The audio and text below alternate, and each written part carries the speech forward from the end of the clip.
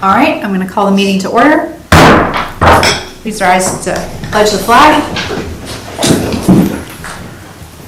I pledge allegiance to the flag of the United States of America and to the republic for which it stands, one nation, under God, indivisible, with liberty and justice for all.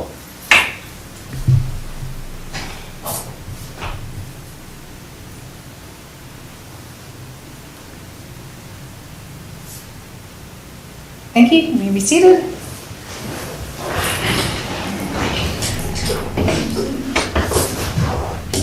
Before we get into our meeting, we do need a motion to add an agenda item that needs action this evening. It would be to approve the August and September monthly financial reports. I'll make that motion. Second. Thank you. All those in favor of adding approval of monthly financials for August and September as item E under the Finance Advisory Committee signify by saying aye. Aye. All right, thank you for that. First up is approval of meeting minutes. We have July 11th, 2023 minutes. I make a motion that we approve the minutes. Second. Thank you. Discussion? All right, all those in favor of approving the July 11th, 2023 minutes as provided signify by saying aye. Aye. All right, July 25th, 2023 meeting minutes. I'll make the motion that we approve the minutes. Thank you. Second. She got a phone. All right, thank you, Phyllis, for the second. Discussion? All right, all those in favor of approving the July 25th, 2023 meeting minutes as provided signify by saying aye. Aye. All right, thank you. So we have 4 to catch up with, right? Am I counting right? Yes. August 22nd, September 12th, September 26th, and October 10th. And we do, as I understand it, have a process in place to speed that along. So with use of our part-time office staff. So those should be coming in the next meeting. Citizens' requests or concerns. Does anyone have anything they want to share or bring up to council? We will ask that you come up to this microphone and if you could state your name and address. All right. My name is Evan Grable, representing 36 East Cottage Avenue, Millersville.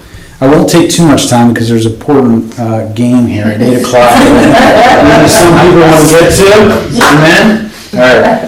Anyway, I've lived in Millersville for 16 years on East Cottage and raised my kids there and even had my youngest son born in one of the bedrooms. Very special to me. Anyway, my wife and I wanted to make that a rental property. A short-term rental property, and learning the ordinance, you can't have a short-term rental property. You're not, you're allowed to rent every 30 days. And so we've been in appliance with that. We've been following the ordinance very carefully, and I just wanted to show my support of the short-term ordinance. It's a very, even in my short amount of time doing this, just being able to represent Millersville Borough. I have an instance where we had to turn them down because it wasn't within the ordinance. I didn't have 30 days.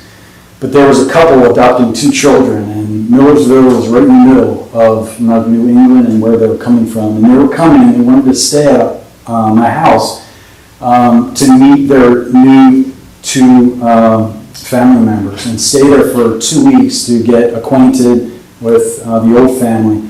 And just being part of that story, I wasn't part of that story, but just the ability to be part of that story and bringing people outside of the community that would never come into the borough, it's just very special. And there was another couple a little over a month later came in. They're from Florida, and their father died and from Lids.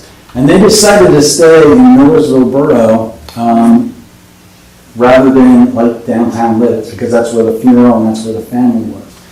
And so you're bringing people from all over, and not only are you bringing people that normally want to visit Millersville Borough, but we're supporting the businesses. So one of the things that my wife and I try to do is support locally. So one of the things that we did was we bought local bread from the bakery down on Market, I forget is it from Lehman?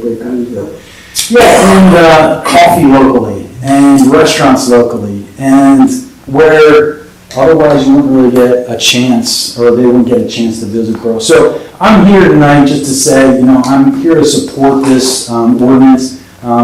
Just running it every 30 days is it's not covering my costs, for one. And two, it's, just if I can help, and I'm probably no help, but it looks like you have tons of help here. But if I can be of help, or be of service, I'm more than welcome to work with the borough on this ordinance if need be. So.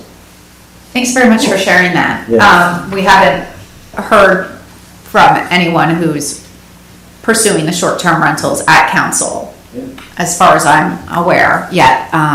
It's not on the agenda this evening, but I would expect it to be on the agenda of the Public Works, Public Welfare meeting later this month, so that may be somewhere you want to schedule to stop in and contribute to that discussion. All right, sounds good. Thank you. Thank you. Anyone else? All right, we will move on to reports from boards, committees, and commissions. First up is Civil Service Commission report. I do not know if we have anyone from Civil Service here. All right.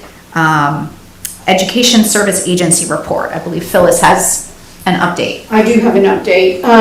The Educational Service Agency met last Thursday, the day after we had our finance meeting, and at that particular finance meeting, the chief and I were looking at the budget, and we realized that the amount budgeted for crossing guard salaries was not nearly high enough. So we really addressed that the next day when we had our meeting. And we discussed the proposed budget draft for the ESA fund. And after a lot of discussion and mathematical calculations, it was determined that the crossing guard figure needed to be increased to $46,073. The operating supplies, clothing and uniforms, FICA, Medicare, and workers' comp insurance, we decided would remain in the 2024 budget draft as it was. So we did make a motion, and it was seconded and passed, and I'm bringing it to council tonight. It is out of committee, that this be, that the amount be raised so that we can cover our expenses. Now, when we added together the salary, the workers' comp, the FICA, the uniforms, supplies, and things like that, the total came to an amount of $51,473, and that's what we voted on. And this is, in fact, a very, very small portion of our overall budget. And everybody needs to bear in mind that we have to pay this up front, but we are reimbursed for half of this figure by the Penn Manor School District. And so it's not like we are absorbing all of this cost, because they are absorbing a lot. When the new budget came out and I got the revenues and expenditures yesterday or today from Andy, I noticed that on that, it gave the Educational Services Agency Fund more money, which is $52,018. And then once I did some checking and reviewing the budget, I realized we had used, of course, a last year figure for FICA and Medicare and those kinds of things. And we left that number in because that was all we had to work with at the time. But that number has gone up. And that is why in your revenue and expenditures fund, you will see the Educational Service Agencies at $52,018. So this is what we are bringing to council, and it is from our committee, and it has already been placed into the budget with the new figures. This is overall only a 2% increase in overall, a 0.2% increase in the overall budget. And as far as we are concerned, it's a 0.1% increase because Penn Manor will be absorbing the others. So that's where we stand with that. Can you repeat the dollar amount that was approved? Well, what we It's actually in the budget already. It is in the budget already. Budget, and it's 51,998, if I'm, Yeah, if you look down, you see the Yeah. 46,073, that was her, where their starting point was. And then they did the 5, the 700, the 35, 2458, and 1200. And what you're saying is they're just the 24. Here's the thing, it's not an exact science. Right. But this is getting us a whole lot closer. So I think that what Sue has in is fine. And then you have that $35 interest, that's what's throwing the revenue on the top side. But Right, it looks fine. and we calculated everything based on the number of hours a guard works during a day, the number of days and weeks that they work during the year. And we do know that at times, somebody calls off sick and so you're not paying a guard and so on and so forth, but then the police have to cover.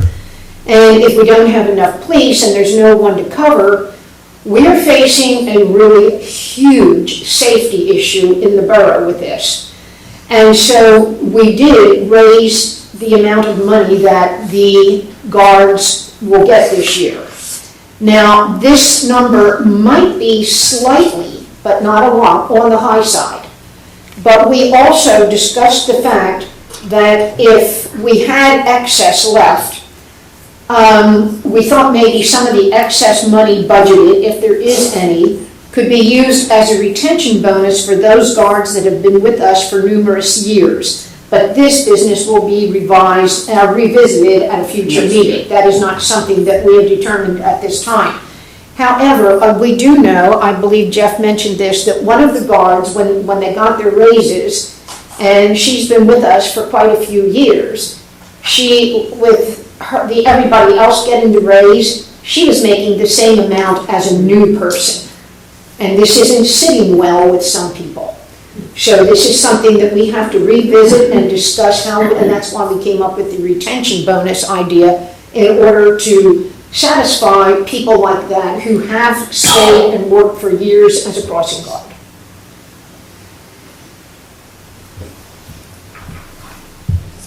all right, other questions? Yeah. Do you want to repeat the motion? And Well, I don't think we want to it'll just get approved as part of the budget process, so you don't need. That is correct. Okay. It doesn't have to have a motion. I'm just telling you what the Okay. motion was and how we arrived at the figures to be plugged into the budget. And it's already been put in because I talked to Sue Kay, right after our meeting, and we got most of that taken care of.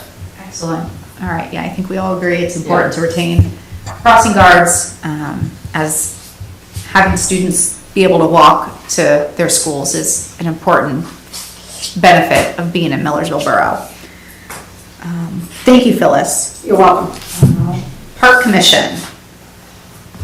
Andy, I know we have, Well, for this, actually, if you want to talk about this, that we're going to try to do, the commission's going to try to do a special event on the 1st. Yes. So we were looking at doing some sort of a Santa event on the 1st of December. We're still kind of in the works of figuring out what we're able to make happen with it. We were hoping to do a caroling event.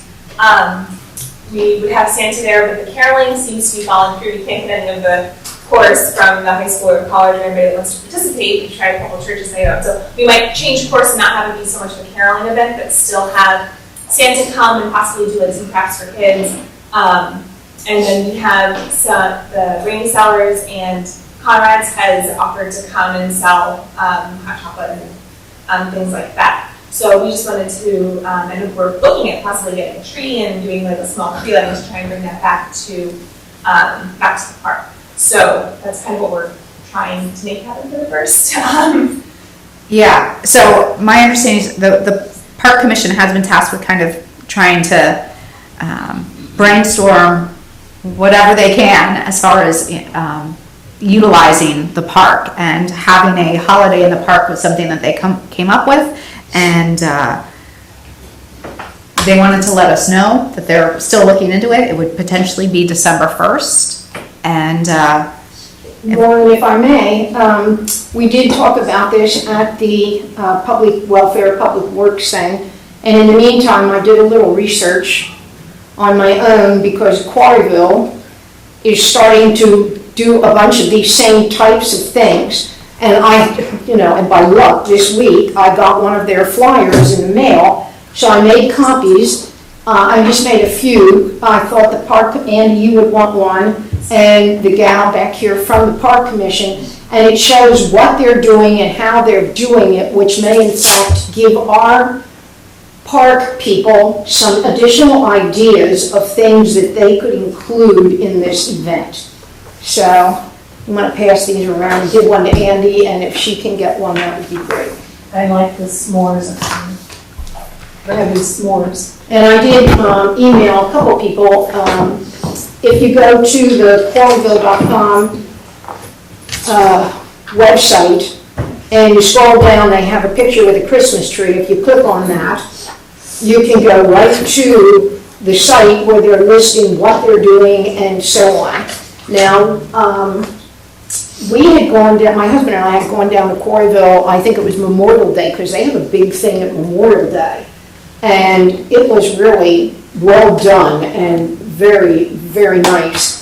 And these are the types of events that we should be looking to have more of in Millersville.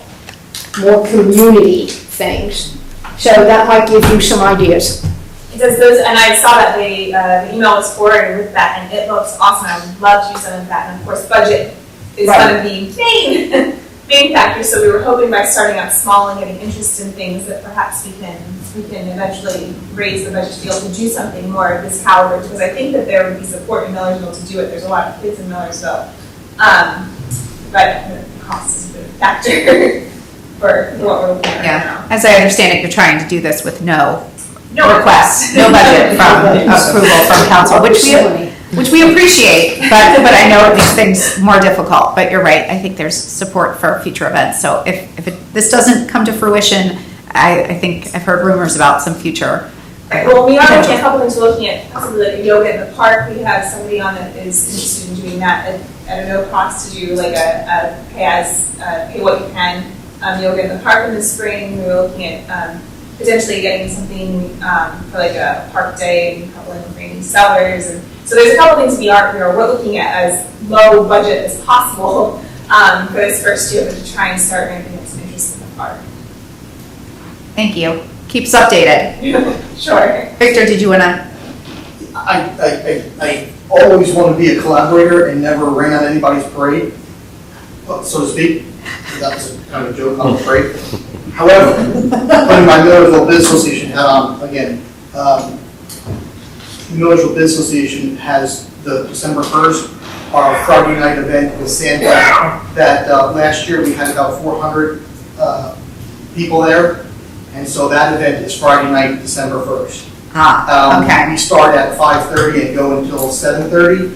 And we actually do have the event budgeted. We actually do have, we have some things already secured. And there might be a way for us to work together and just co-support. And so I hope I just opened that door up to how we can work together. Excellent. I did provide Marika's contact information to them, Yes, so. we just exchanged this. Excellent. Thank you. That would be Yes. great. We'll move on to reports from council committees, and we'll start with the Finance Committee. We do have the 2024 budget discussion. We did meet last week, and we went line by line through the budget. Things are looking pretty good. I think we vetted a lot of line items. Does anyone want to jump in and share any thoughts? And I think staff did a great job. Right now, the deficit, all funds, is $222,000 and change. which isn't too bad. No, Yeah, because as you know, we budget in a lot of cases, and it's just what Phyllis was talking about with the education services. A lot of times we're budgeting 100%. We know, unfortunately, we have a lot of vacancies throughout the year, so we rarely will spend 100% of our payroll and benefit numbers. Now, having said that, we do have some buyouts and things that will bump it. But in any case, because we have such a, in the big scheme of things, relatively small staff, that we do budget 100%.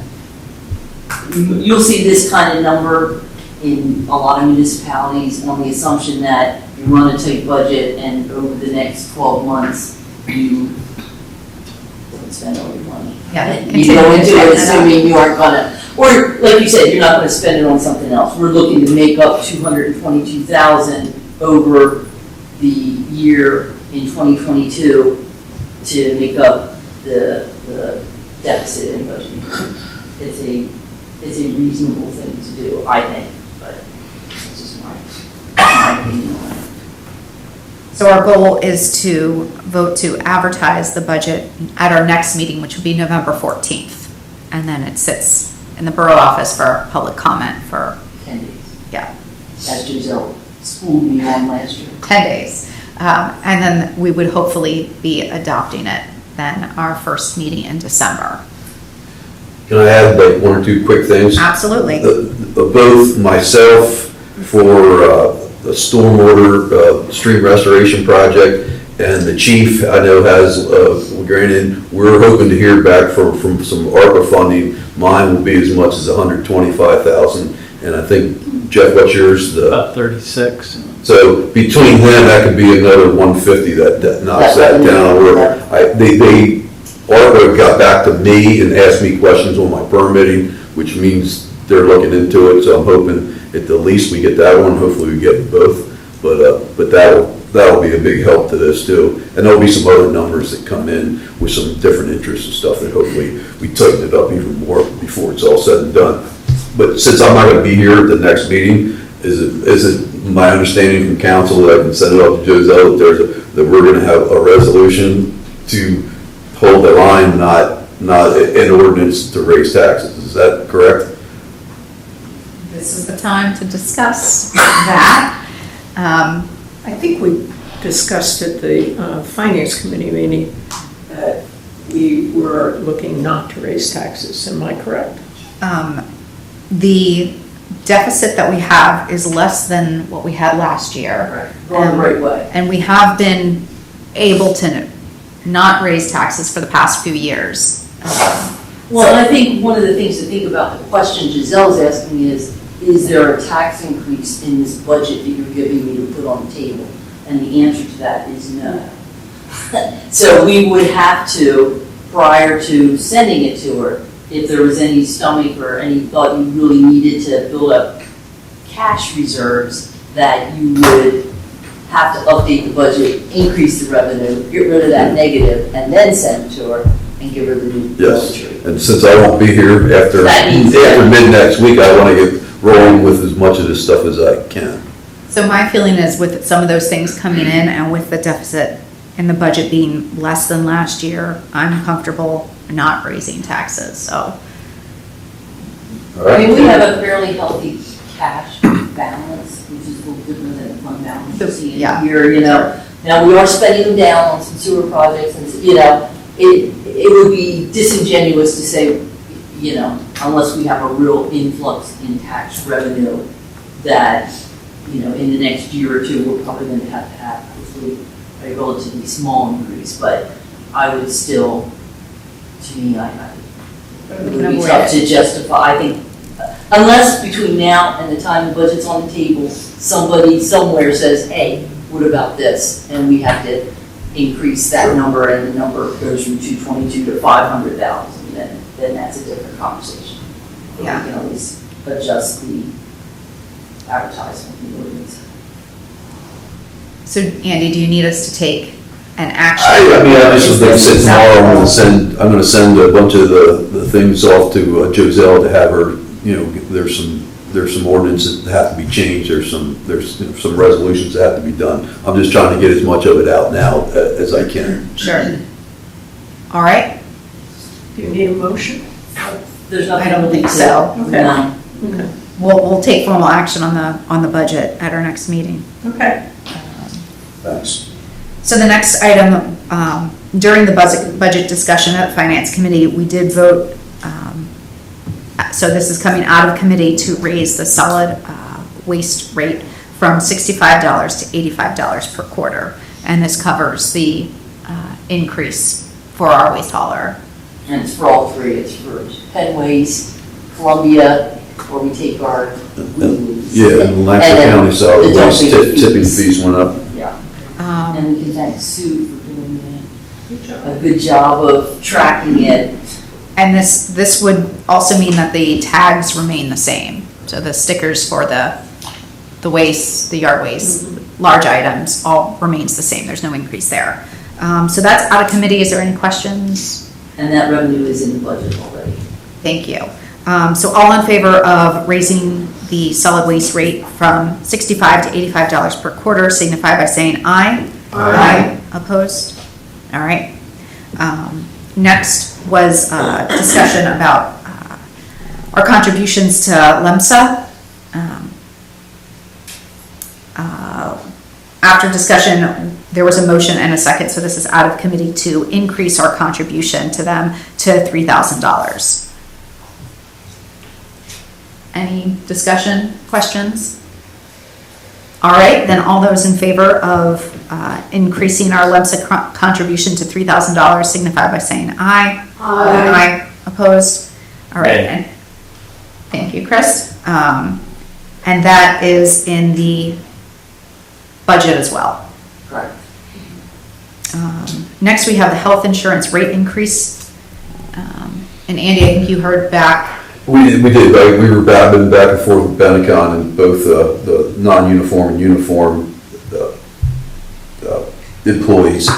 Benecon came back with two quotes. We were asked to go back to them again and come up with quotes that come out to a zero deductible, what brings it down to 14%. They just got that back to us, I believe it was yesterday, and that is, right now, it's in the police's hands. And I know they're gonna talk with the non-uniform, and then I don't know if they'll be coming up with something that suits them all. If not, I would imagine that probably early next week, we might have to have a meeting where we bring Benecon and everybody in and work out the details of what it's gonna be, but we are working on it. And 14% is in the budget, correct? We have 14 in increase. yes, and it is already in the budget. If they would choose to pay, then it would still be that, actually. We'd have to change it, but then we'd have income for it, for. To net it out to the Yeah, same. to net it out to the same amount. So, but yeah, we're gonna know hopefully more towards the end of the week here, and then we'll move forward and hopefully get this wrapped up soon as well. All right, thank you. Last finance item is the one we added earlier in the meeting, to approve the August and September financial reports. And I'll make the motion to approve those. All right, I'll second. thank you. Maggie and Phyllis, any discussion? All right, all those in favor of approving the August and September financials signify by saying aye. Aye. Opposed? All right. We'll move on to public welfare, public works. I'll pass it to Linda. On the Colts report, there was just a brief discussion, and what was the address? I don't have it in front of me, on the Creek Drive and the Bridge. That would be 206 Creek Drive. Okay, so there was a brief discussion on, what was it, 206 Creek Drive? Yes. And who owns the bridge? And so it looks like student housing owns the bridge? As far as somebody owning it, I honestly don't think we know who actually owns the bridge. Or who's going to be responsible for it? Yeah, I either the should new say. property owners, or is the borough going to take responsibility for that bridge? Correct. Yes. And as far as you're concerned, it's going to be the homeowner, or? I would think so. I mean, we've never budgeted for the bridge prior to us finding out that we possibly could own it. Years past. I just think, I mean, we should be able to figure out who owns the bridge, you would think. There's been discussion going on for years about that bridge. In the 70s, Lancaster Township abandoned, I think it was T-237 was what the road was called. There was a dirt road that went down past there and connected to Creek Drive. They vacated a section of that, and the property that's now within the borough was in Lancaster Township at that time. And then we annexed them, I don't know, maybe 5-8 years ago, something like that. And when that came up, there was, the discussion is that we were taking a road or a bridge, just same thing as Lafayette. We have specifications, we have, you just can't take over something, it has to meet but which it doesn't even come even remotely close.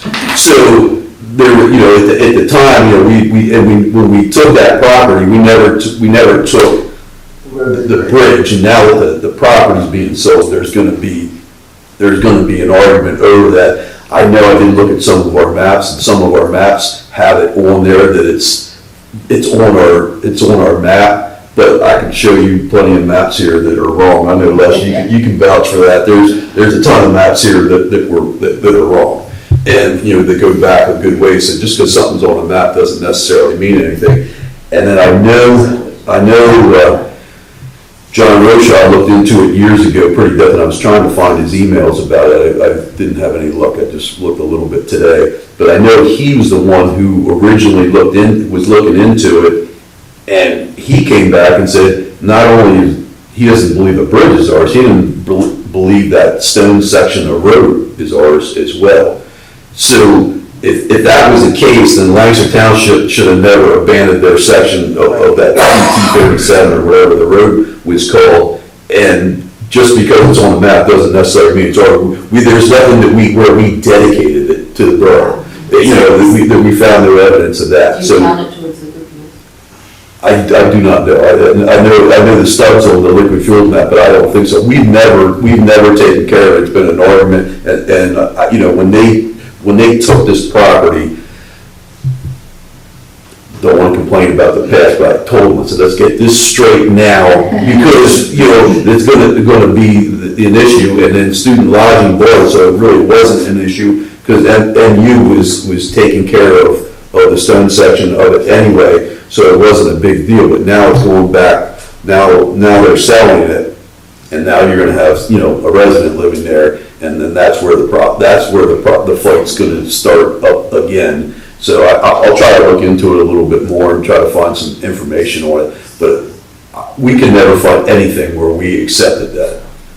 So it sounds like something to bring to the solicitor. It's going to be a legal battle at some point, I would imagine. Because that bridge, and I told them that, it's not even a bridge, it's basically two big giant iron pipes that were encased in concrete. There's no guide rails, there's no lanes, there's no nothing. And we know from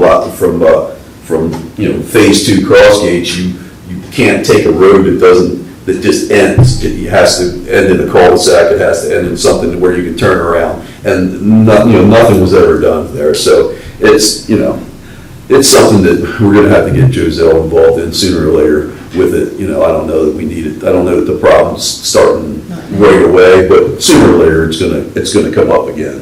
All right, well, I would recommend to put it on the Public Works agenda whenever necessary. It's there. And the next thing we had was, we had a disruptive conduct appeal letter sent to us, and we have the 4 students that were involved with that incident here, and they did present their side of the story in Public Works.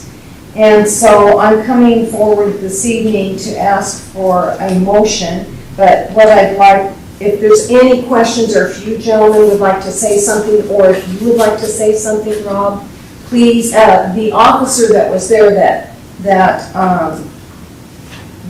was the one that was on site and gave them the disruptive report. was there, and he gave his side. So he doesn't have to be here tonight, which was he's doing his job. I have a question, Linda. Yes. There are 4 gentlemen They are. living at this address.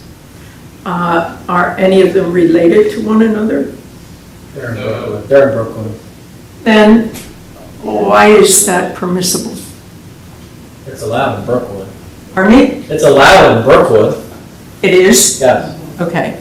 I did not know that. I thought it was a general ordinance. No, not for Brookwood. Oh. This is different. They provide managers assistance and Why- various things that You have to. they have various things in place. I don't know. I wasn't here. I don't remember when that allowance was made, but it was given to them. They can have 4. The rest can only have 3. Is that a separate ordinance, Jeff? I don't know. I have to go back and look. I wish you would, because, that's a pretty big exception to the rest of the borough. Okay. Just, if the person is the spokesman, could you please just give your brief appeal as to why you wanted to make the appeal? I remember what it is, but I would like one of you to say it. Yeah, so. Would you stand up, please? Oh, yeah, and come to the microphone, please. Thank you. So, hello, my name is Sean Cherico, living at 706 Hillview. So the disruption was Labor Day. We had a few people over. We were too loud. That was our first disruption throughout the whole year. The issue with Brookwood is once you get 2 DCRs, you're completely evicted. So it's just a big burden on our heads. We're not appealing this because we know we're going to get another one, but just having that burden on our head really isn't good. So yeah, that's why we are here today appealing. Thank you. Thank you. Anybody have any questions? What time of day did this occur? So it was Sunday. I know the time was on the, Yeah, it's on I here. think it's around midnight. Around midnight, I think. Okay. All right, thank you. Thank you. And did the officer say how many people were there? Do you remember something? I don't remember. Do you know how many people were at the party? 10 to 12. Yeah. And they were not, it was not belligerent. No one was out of line. He said there was no belligerent attitudes or anything. And when he pulled into the lot, they immediately turned the music down. Immediately. And somebody yelled cops. I read that. And all of a sudden the music went down. Well, and this is just my opinion, and it comes from, living living in the borough since '91, and for the most part, it's been fine. But one of the reasons you feel the stress you do, and the reason we have the ordinance that we have, is that we hope it will keep people quiet. Because now you got one, now you won't be. When somebody says, "Hey, let's have a party Thursday night," you'll say, "Yeah, it's great. I'm coming to your place." Yeah. So that's the whole basis behind it. It's not punitive because you want to have a good time. It's just trying to force you into being a good person.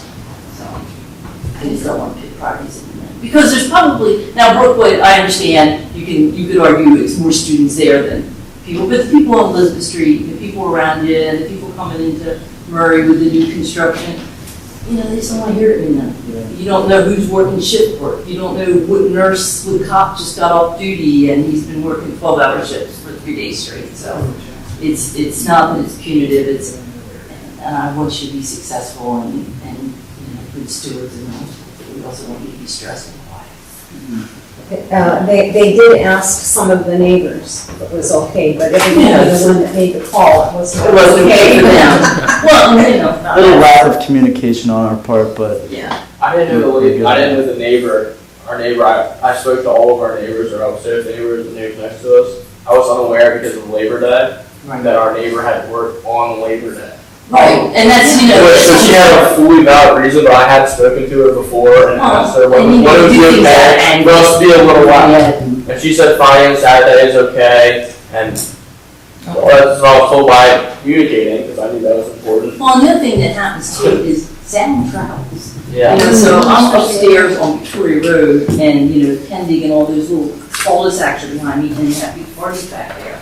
It's like you're in my backyard, not you, but you know, in my backyard. So, and I'm far enough away that nobody's ever gonna knock on my door and say, we're having a party.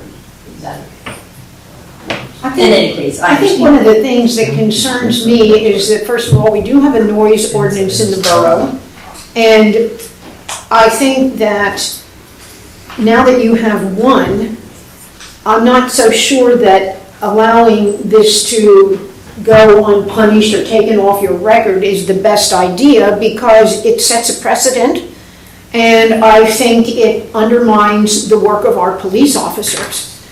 And if you have one already, I really think it's going to make you think about it, doing this again. But that's just, you know, my general thoughts on it. I mean, I really think that you're seniors, you've got to know better by now.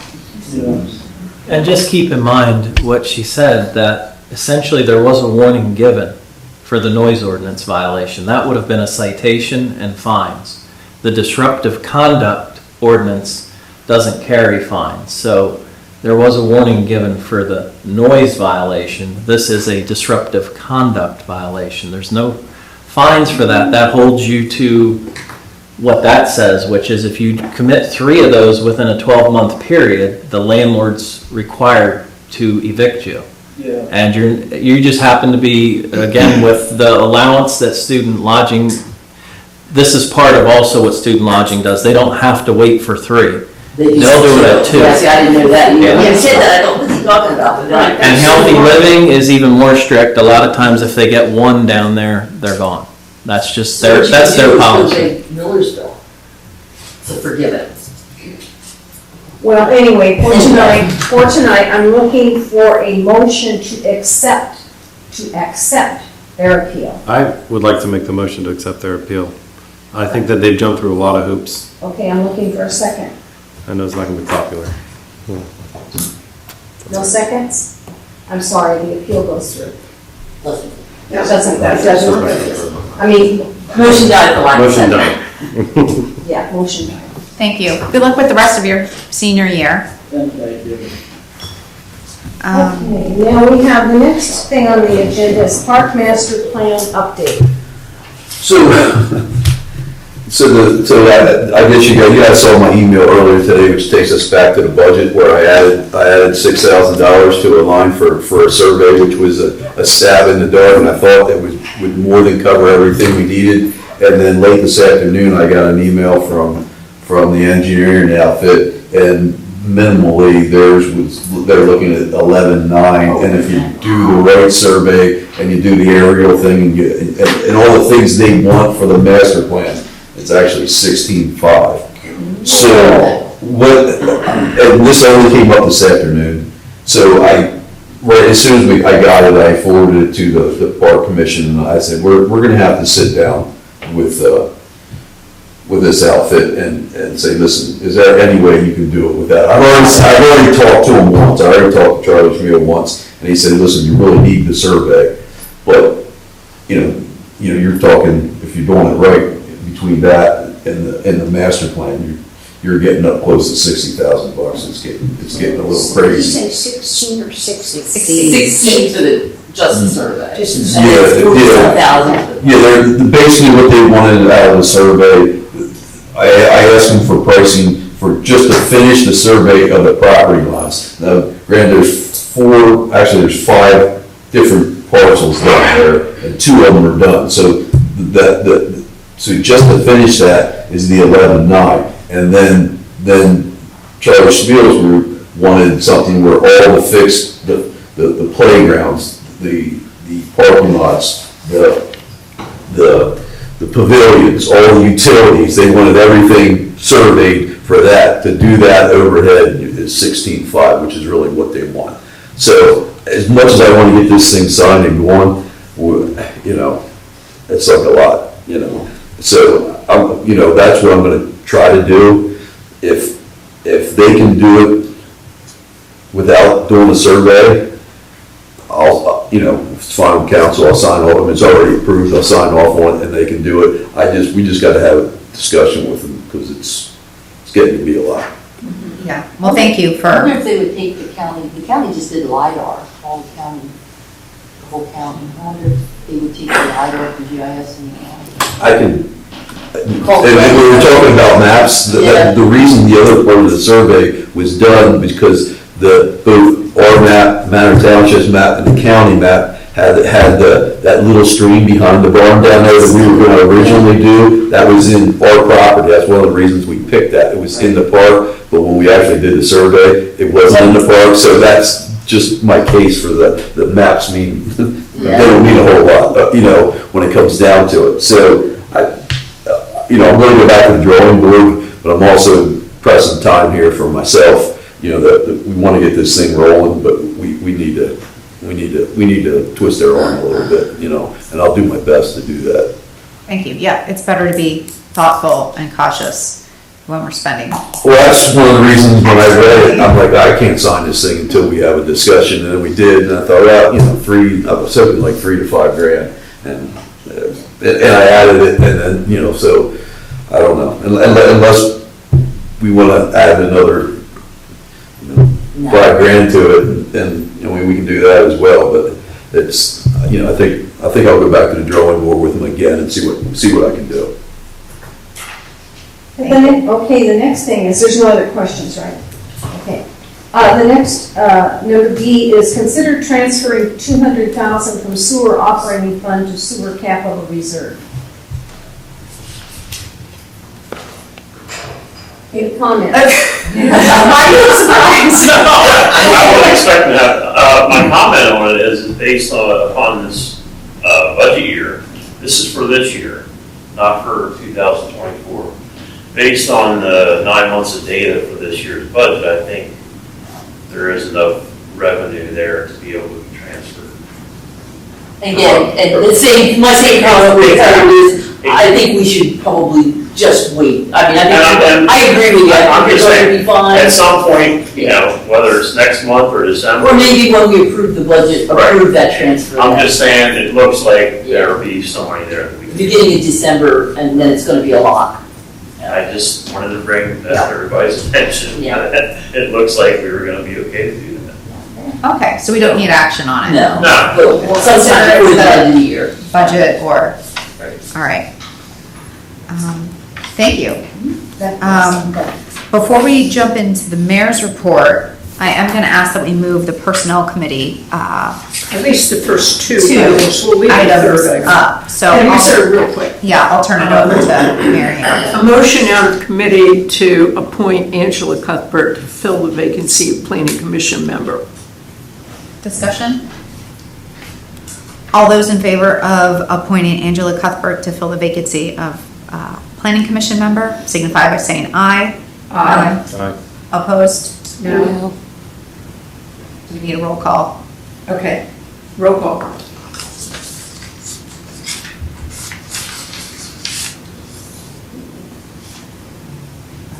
Ms. Wheel? Yes. Ms. Whitaker? Yes. Ms. Gerber? Yes. Mr. Huff? No. Ms. Beaver? No. Ms. Giverson? No. And that's Me. President Howe? Yes. So that is 4 yeses and 3 All right, that motion carries. The motion out of committee, consider appointing Mike Weidinger and Lauren Howe to the Lancaster County Planning Commission.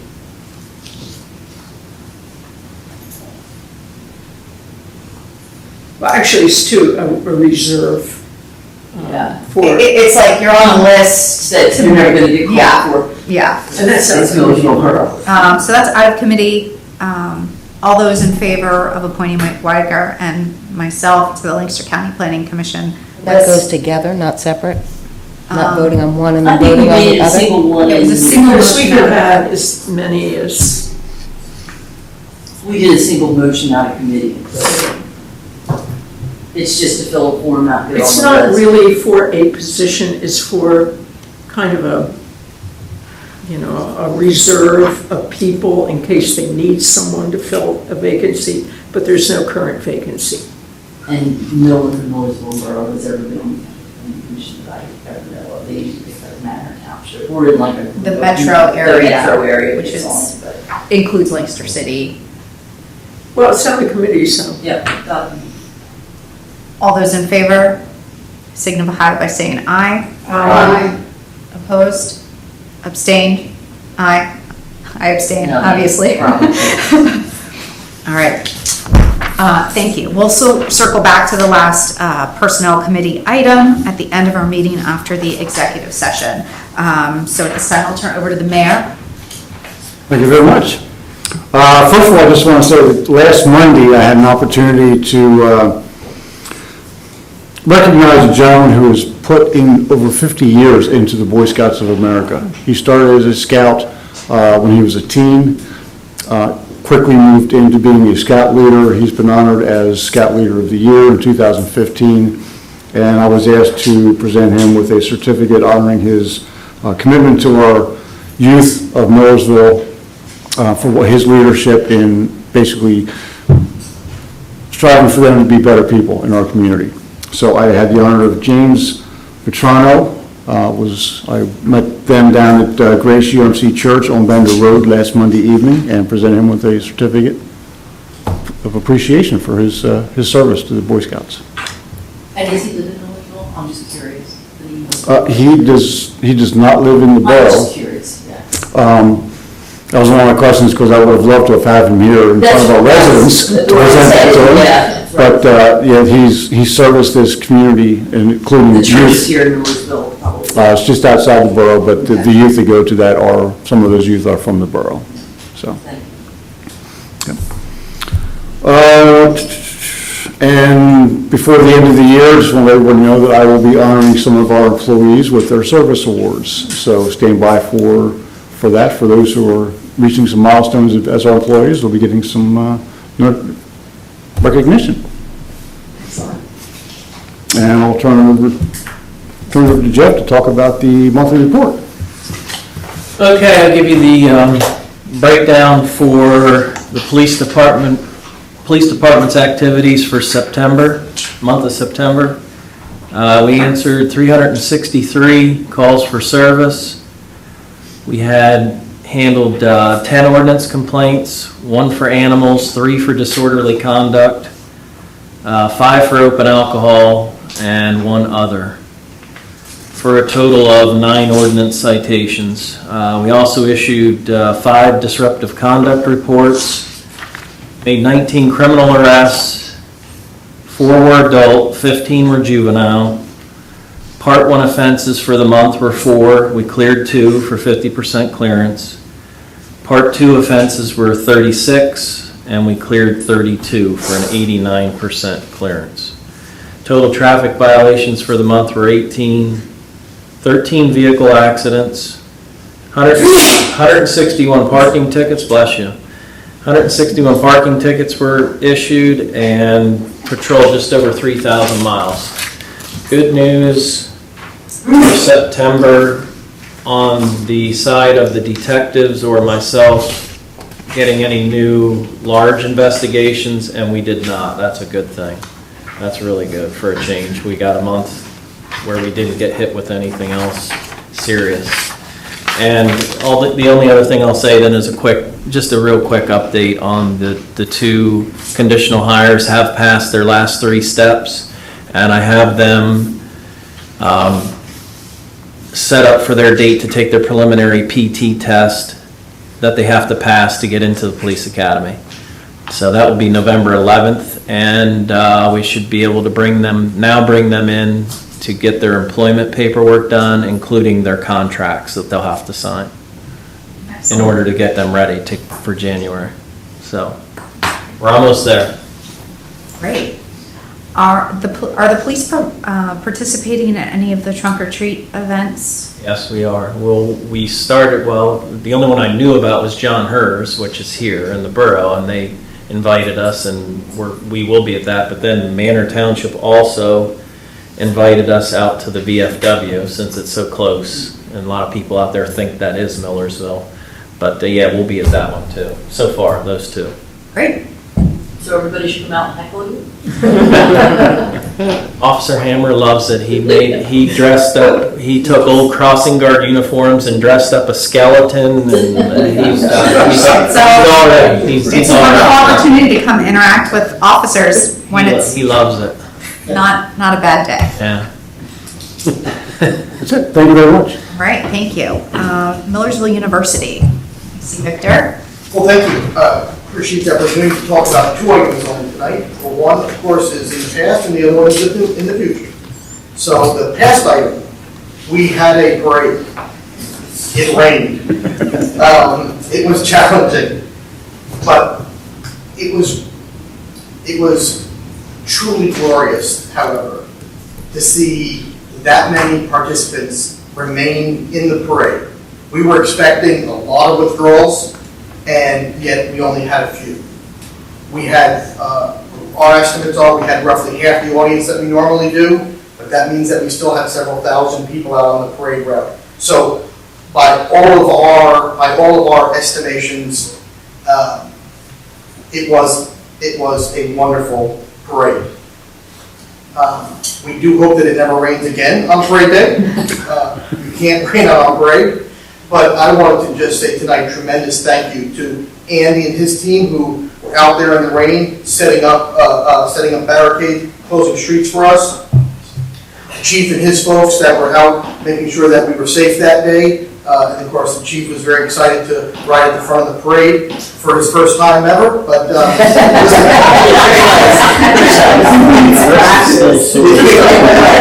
need a little practice, so he's got next year to work on that. But truly, though, it was a great day and a great day for our community. I want to say a special thank you and congratulations to my friend Phil here, who is one day into his retirement from the parade committee after years of service. I hope you enjoyed your day today in retirement. Absolutely. But Phil's been a stalwart with the parade committee, and we can't tell you how much we appreciate all the work that he's done over the years. He's been tireless in his support of the parade, and that's great. Of course, my friend Phyllis was on the porch with the announcers, with Caitlin Smith and Matt McCarrow calling the parade, and we appreciate her services as well. Going forward, we have an event coming up on campus that many of you are familiar with and many of you participate in, and that is our annual Glorious Sounds of the Season concert.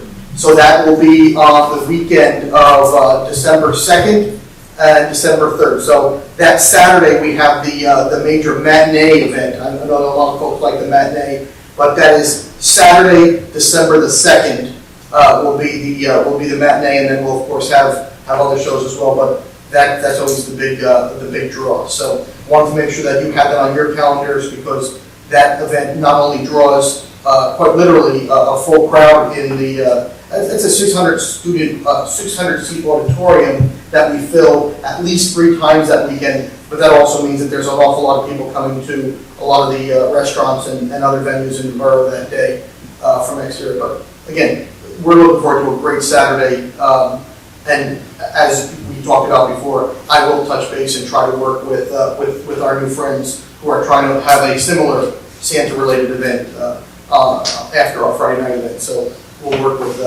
them to make it a success. Okay, that's my report tonight. Thank you. Thank you so much. The parade is a cornerstone event of the community. So I saw the mummers. They were all in a bus. Did they get out in time for did they get out? It was tragic that the mummers were in a bus, because they were absolutely great in their full costumes. They got out, 2 of them got out toward the end of the parade and did a little show, but that was unfortunate that they couldn't get out, but their costumes can't get wet. Yeah. But Silo was here, and he got wet, and he wasn't supposed to get wet either. So there you go. Well, my daughter marched with the Eshelman Elementary School kids, and the teachers tried to dissuade them. I tried to tell her, like, you can sleep in. You just. She said she'd wear a sweatshirt, and she marched and was there all day. And yeah. Well, thank you. So thank you. We'll move along to Penn Manor. We do not have our students here this evening. And I have nothing extra to share from the president's report. I don't believe we have any unfinished business. So we will enter executive session to discuss personnel, the borough manager role. We will be taking action when we come out of the executive session regarding hiring a new borough manager. So at this time, I will make a motion to enter into executive session. A second. All right, thank you. All those in favor of moving into executive session signify by saying aye. Aye. Opposed? All right. Because we are filming, I will have council members move into the chamber over here. But I will also ask everyone else to clear the council chambers.